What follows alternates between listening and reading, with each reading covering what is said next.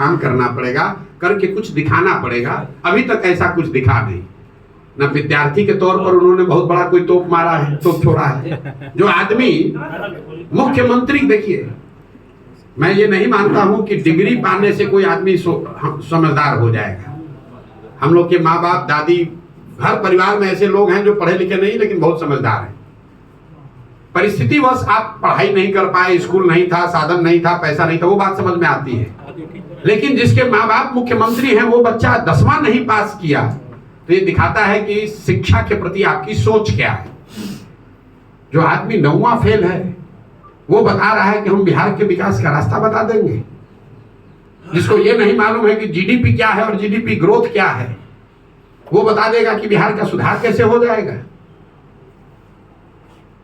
मतलब जो बिहार जो कह रहा है कि हम सोशलिस्ट, हमारे पुरोधा, हमारे पुरखों का समाजवाद है, समाजवाद का जो डेफिनेशन खड़ा होकर नहीं बोल सकता है, वो समाजवाद पर चर्चा करेगा।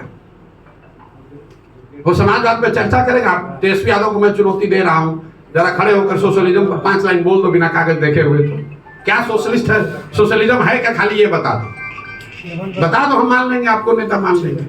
10 दिन कोचिंग ट्यूशन करके आओ, आपके कैमरे पर कह रहा हूं, 10 दिन कोचिंग ट्यूशन कर लो, रट लो, उसके बाद कैमरे पर आकर सोशलिज्म पर 5 मिनट बोलकर बताओ कि सोशलिज्म है क्या, क्या है समानता, क्या है समाजवाद।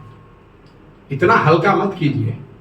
ये बिहार में पिछले 30 वर्ष में जो शर्ट के ऊपर गंजी पहन ले, उसी को आप लोगों ने नेता बना दिया। न जिसको भाषा का ज्ञान है, न विषय का ज्ञान है, न शब्दों का समझ है।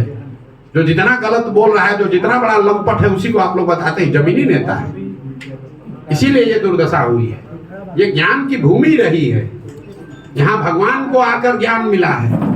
बुद्ध महावीर जहाँ पैदा हुए हैं, वहां पर अनपढ़ और लंपटों को हम लोगों ने नेता मानकर और अपने आप को गौरवान्वित फील कर रहे हैं। और ऐसा मान लिया है कि समाज में कोई पढ़ा लिखा बचा ही नहीं है। नीतीश कुमार एक इंजीनियर हो गया तो लोग बता रहा है कि इससे बड़ा कोई पढ़ा लिखा है ही नहीं। अरे भाई, बिहार के हर गांव में नीतीश कुमार से ज्यादा पढ़ा लिखा और समझदार व्यक्ति है। जरूरत है कि उन बच्चों को ढूंढ कर निकाला जाए, उनको मौका दिया जाए। इनका कोई बपौती है, यही रहेंगे। सर 2025 के चुनाव में कितने परसेंट जल सूरज उतारने वाली है चुनाव के? ठीक बात, फोन साइलेंट करो। मेरे भाई, जातीय जनगणना के हम पक्ष में हैं। जाति जनगणना होनी चाहिए। कोई भी गणना, सर्वे जो सरकार कराना चाहे, जिससे कि समाज के अलग अलग वर्गों की जानकारी, स्थिति के बारे में जानकारी मिले, वो होना चाहिए। लेकिन जाति जनगणना हो जाने से सबकी स्थिति अगर सुधर जाती, तो कोई ये पूछ नहीं रहा है कि भाई आजादी के बाद से अनुसूचित जाति, जनजाति, SC ST समाज की तो गणना हो रही है, फिर उसकी स्थिति क्यों नहीं सुधरी? बिहार में आपने जाति जनगणना करा लिया, आपने घोषित किया कि हर परिवार को 2 लाख रुपया देंगे। जरा बताइए किस किस परिवार को 2 लाख रुपया मिला है भैया? भाई, महागठबंधन की सरकार में नीतीश कुमार ने कहा ना जातिगत जनगणना हो गया, तो 30 वर्ष से जिन पिछड़ों को बेवकूफ बनाकर उनके नाम की इन्होंने राजनीति की, उन्हीं के सर्वे ने बताया कि उसके आर्थिक, सामाजिक, शैक्षणिक स्थिति में कोई सुधार नहीं हुआ। इन लोगों ने उसके बाद कहा कि हर परिवार को 2 लाख रुपया देंगे। ये बात पत्रकार भी भूल गए। कोई नहीं पूछ रहा भाई वो 2 लाख रुपया का क्या हुआ, वो 2 लाख रुपया कब दोगे? जल्दी दो, जल्दी दो 2 लाख रुपया प्रति परिवार। जैसे तेजस्वी यादव ने कह दिया 10 लाख नौकरी दे देंगे, वैसे नीतीश कुमार ने कह दिया हर परिवार को 2 लाख रुपया दे देंगे। कहां से दे दोगे भाई? सैलरी का तुमको पैसा नहीं है, केंद्र सरकार से भीख मांग रहे हो, तब तुम्हारा सरकार चल रहा है। ऐसी दुर्दशा आपने बिहार की बना दी है। और आप 2 लाख रुपया दे दीजिएगा हर परिवार को, कैसे दे दीजिएगा? और अगर दे सकते हैं तो दे दीजिए, हम लोग आपका करेंगे, आपका सम्मान करेंगे अगर आप ये कर दीजिए। जातिगत जनगणना होना चाहिए, लेकिन उससे देश के, राज्य के विकास की सारी कुंजी है वो, ऐसा बात नहीं है। ये तो ऐसे हुआ कि आप कहिए कि हम लाइब्रेरी में जाएंगे और जाकर बस आइंस्टीन बन जाएंगे। अरे भाई, लाइब्रेरी में किताब है, वो किताब होने से आप आइंस्टीन थोड़े ना हो जाइएगा। किताब को पढ़िएगा, पढ़कर कुछ कीजिएगा, तब ना कुछ समझदारी होगी। राहुल गांधी का आपने नाम लिया, राहुल गांधी की पार्टी की सरकार रही है करीब करीब 50-55 साल। ज्ञान उनको आज हुआ है कि जातिगत जनगणना से ही देश का विकास होगा। अगर ये ज्ञान उनको पहले था तो पहले ही कर देते, हम लोग सबका कल्याण हो गया होता। और मान लीजिए कि आज उनको ज्ञान हुआ, ये भी बात हो सकती है आज उनको पता चला, आदमी हर रोज सीखता है। तो अगर आज ज्ञान हुआ है तो छोड़िए देश का बात, कर्नाटक में, तेलंगाना में, हिमाचल में 3 जगह कांग्रेस की सरकार है, वहां पर तुरंत जातिगत जनगणना कराना चाहिए और कराकर कर्नाटक, तेलंगाना और हिमाचल की गरीबी को दूर कर देना चाहिए।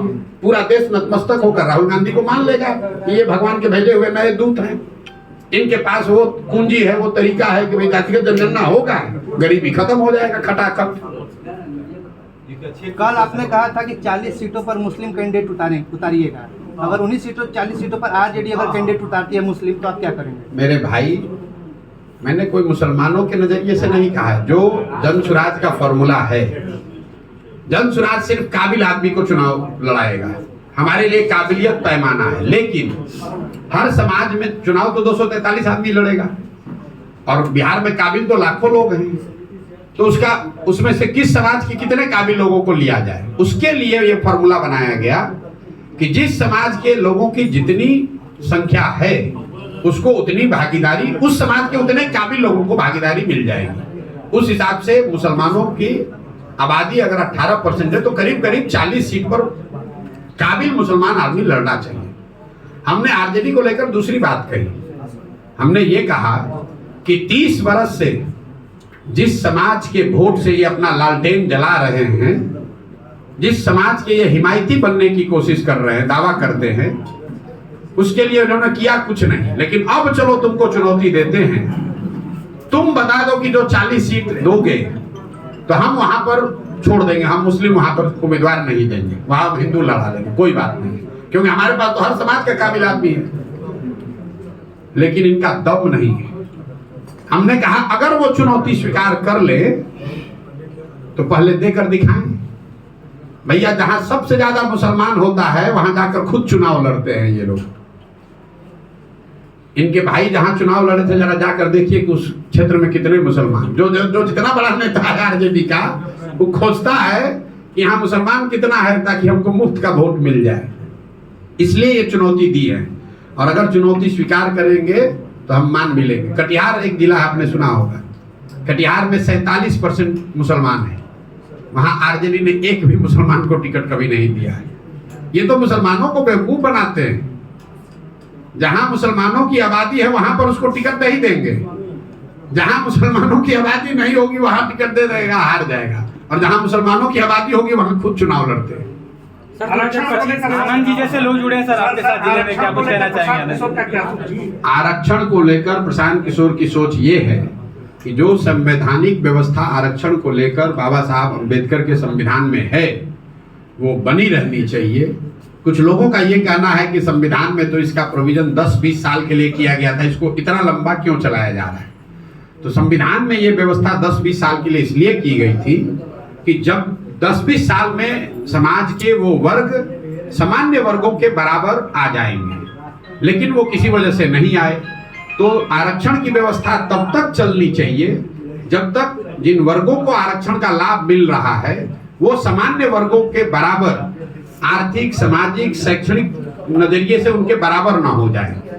मान लीजिए कि गरीबी हटाओ कार्यक्रम शुरू किया गया 1980 में, तो अगर गरीबी 5 वर्ष में 10 वर्ष में नहीं हटी तो क्या गरीबी हटाने का कार्यक्रम बंद कर दिया जाएगा? आपको रोग है, आपको डॉक्टर ने दवा दी कि आप 2 महीना खाइए ठीक हो जाइएगा, लेकिन अगर 2 महीना में रोग ठीक नहीं होगा तो दवा खाना छोड़ दीजिएगा, तब तो गड़बड़ हो जाएगा ना। तो आरक्षण की व्यवस्था जो संविधान में है वो बनी रहनी चाहिए, तब तक बनी रहनी चाहिए जब तक जिन वर्गों को इसका लाभ मिल रहा है उनकी सामाजिक, राजनीतिक, शैक्षणिक स्थिति सामान्य वर्गों के बराबर न हो जाए। एक आखिरी सवाल है